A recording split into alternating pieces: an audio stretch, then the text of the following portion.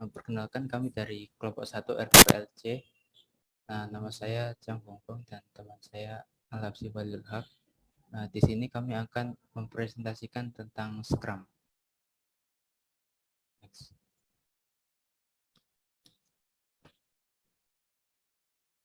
Next. Apa itu Scrum? Scrum itu framework untuk mendevelop, mendeliver, dan mempertahankan produk kompleks. Scrum adalah koleksi roles, artefak, dan aturan-aturan yang membantu tim untuk bekerja secara efektif. Para pelaku usaha menganggapnya sebagai framework yang agile karena selaras dengan prinsip agile. Next.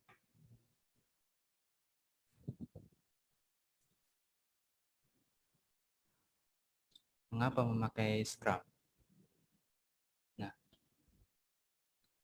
Nah, Scrum itu framework yang sudah sangat terkenal, sudah digunakan dalam waktu 20 tahun. Nah, Scrum itu sudah biasa digunakan terutama dalam biasanya software development. Tidak hanya itu, tetapi juga marketing sampai proyek yang non-profit. Dan tentu saja Scrum juga selaras dengan prinsip-prinsip agile. Next.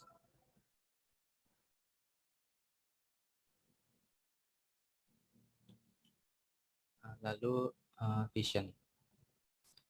Semua perusahaan pasti mempunyai visi. Visi itu seperti bayangan bagaimana perusahaan atau produk mereka dalam jangka waktu beberapa tahun ke depan. Nah, contoh visi perusahaan Amazon misalnya.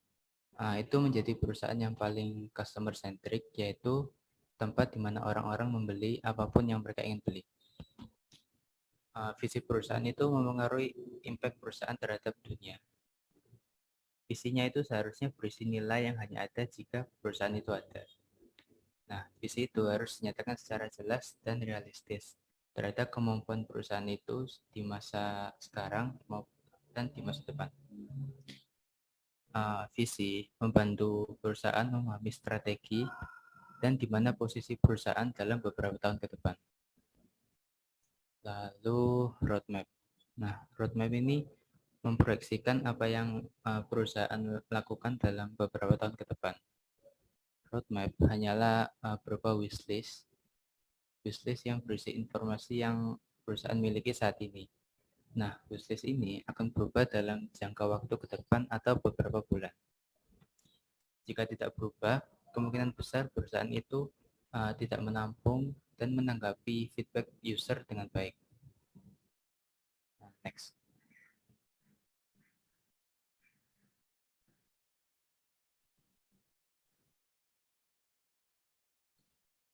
Product backlog. Product backlog itu list prioritas pekerjaan yang dikerjakan tim dalam jangka waktu sedang. Nah, list dalam produk backlog ini berupa pekerjaan, tetapi hanya dijelaskan secara umum saja. Next.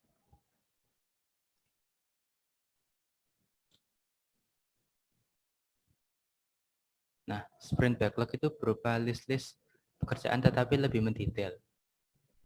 Itu berisi list prioritas tentang apa yang dikerjakan oleh tim sekarang. Apa yang bisa dikerjakan oleh tim sekarang. Tetapi tim itu tidak menjamin mereka menyelesaikan pekerjaannya yang ada di dalam sprint backlog itu. Karena sprint backlog ini hanya berupa prediksi, tapi tim yang baik itu seharusnya bisa menyelesaikan dalam rentang 85% sampai 115% dari apa yang direncanakan. Sebelum tahun 2011 ini dalam official Scrum Guide, ini sebetulnya tidak berupa prediksi tapi komitmen. Tapi mereka mengubahnya menjadi seperti prediksi gitu karena realitanya itu sulit untuk memenuhi komitmen tanpa menjamin kualitas. Meskipun begitu, tim itu harus merasa nyaman berkomitmen terhadap goal mereka sehingga dapat diselesaikan meskipun tidak semua item di sprint backlog itu terselesaikan. Next. Nah, Berikut role dalam Scrum. Yang pertama ada project owner. Nah, project owner ini berusaha memaksimal produk ini, maksudnya product owner. Product owner itu berusaha memaksimalkan outcome dan impact dari output dari tim. Contohnya dua tim development yang berbeda tetapi memproduksi software dengan kapabilitas yang sama. Nah, tapi tim yang satu itu bisa memproduksi software yang lebih bernilai di user. Product owner bertanggung jawab terhadap apa apa yang di produk yang mereka bangun dan mengapa produk ini dibangun. Development team ini berisi orang-orang, tidak hanya orang-orang dari software development saja, tapi bisa orang-orang dengan skill seperti user experience, penjaminan kualitas, dan pengoperasian. Tim ini menentukan bagaimana outcome yang diinginkan user dan kapan perilisannya, kapan user bisa menerima outcome tersebut. Nah, product owner ini kan mementingkan kecepatan, sedangkan development team ini mementingkan kualitas. Nah, yang menyeimbangkan mereka itu Scrum Master.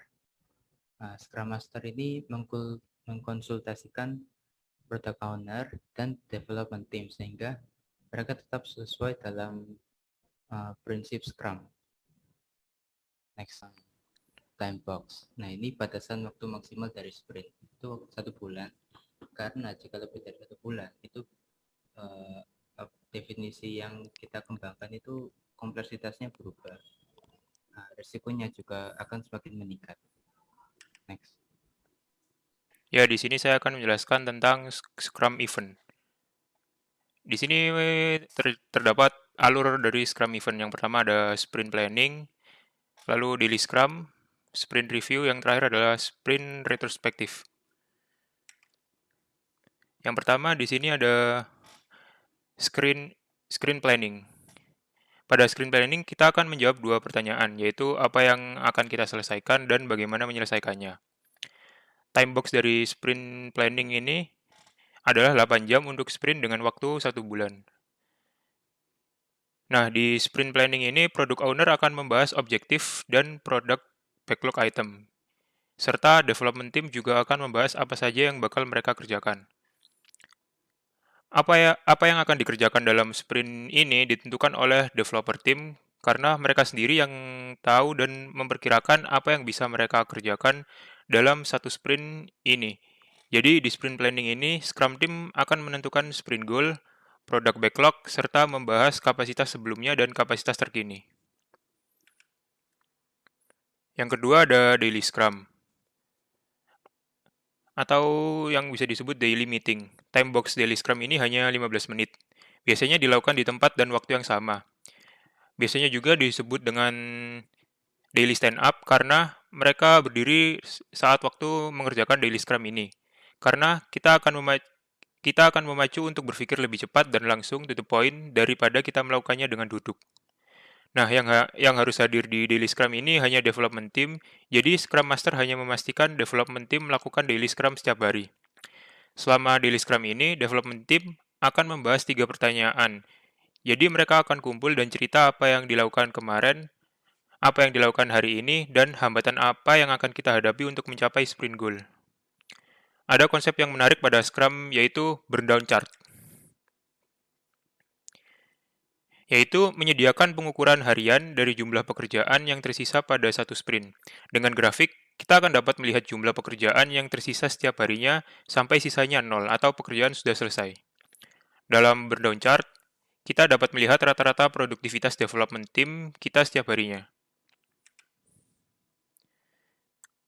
Yang ketiga ada sprint review. Timebox dari sprint review sendiri ini 4 jam untuk sprint yang 1 bulan. Yang dikerjakan pada sprint review adalah yang pertama adalah mendemokan pekerjaan yang sudah selesai, melakukan review produk backlog, Di sini product owner menjelaskan produk apa yang sudah selesai dan belum selesai. Nah, bagaimana kita dapat menentukan apa yang sudah selesai dan belum selesai? Di sini kita mengenal DOD atau Definition of Done. Jadi, DOD ini perlu untuk kita definisikan sejak awal agar tidak terjadi perbedaan pendapat.